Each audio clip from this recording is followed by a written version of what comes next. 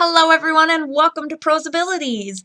So I had this whole video recorded where I was going to play one of my favorite games, The Last Door, and then Agent Carter Season 2 premiered. So I'm going to put The Last Door on the back burner. I'm going to do some editing playing with that anyway, and instead we're going to talk about Agent Carter. So obviously this is going to be a little bit spoilery, so I wouldn't recommend watching this if you haven't seen the episodes, but I'll try not to get too in-depth. So I love Agent Carter. That is not a secret. Agents of S.H.I.E.L.D. and Agent Carter are the only currently running television shows I watch.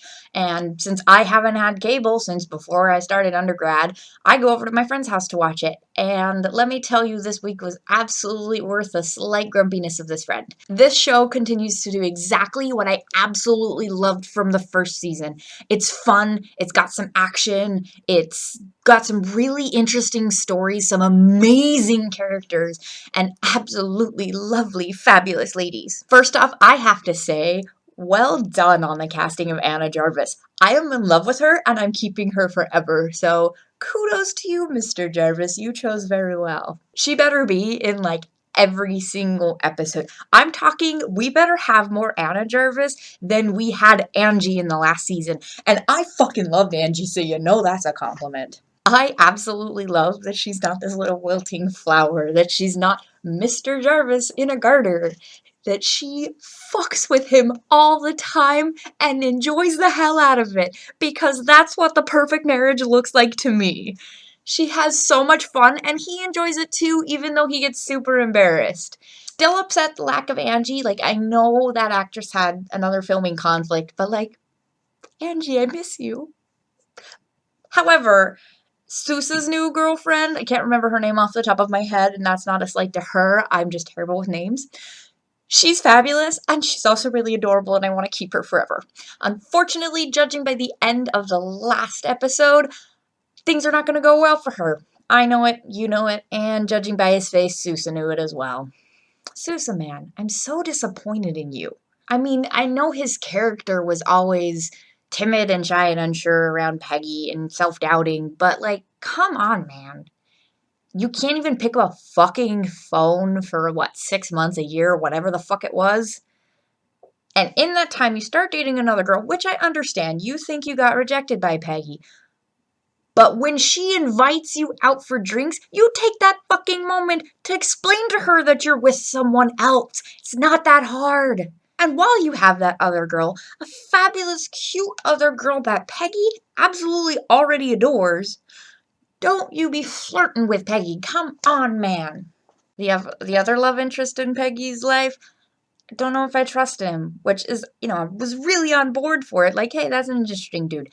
I really love Peggy and Sousa, but I love Sousa's new girlfriend slash supposed to be fiance, so I'd be happy with that. So I was really excited for Peggy's new partner, but I don't know if I trust him, because so far what we've seen out of him is him ignoring what she says.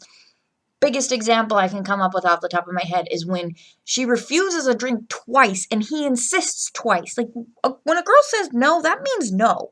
And then also basically blackmailing her into your first date. She's already told you, while you are a person of interest, I can't associate with you. And yet he's like, I'm only going to give you information if you go on a date with me. That's messed up, guys.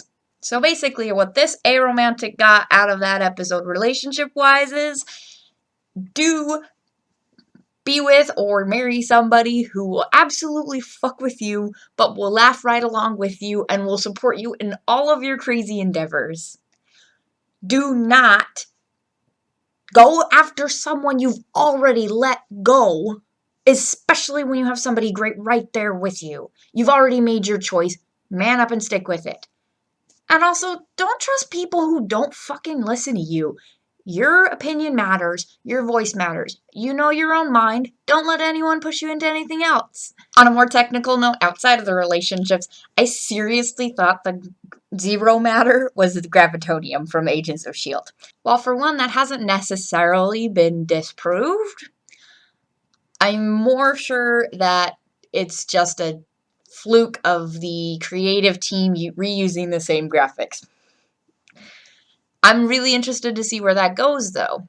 In the meantime, I'll get back to editing next week's video and probably reading my textbooks like I should have been doing already, but I got stuck in a big fat quiz show loop. So, I'll see you all next week.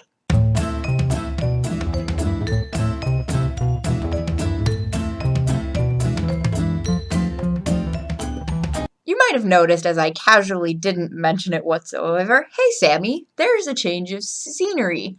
Also, your framing is really weird with these black bars here. As I mentioned, I had already filmed a video, but last night's episode was so amazing, I really wanted to talk about that instead.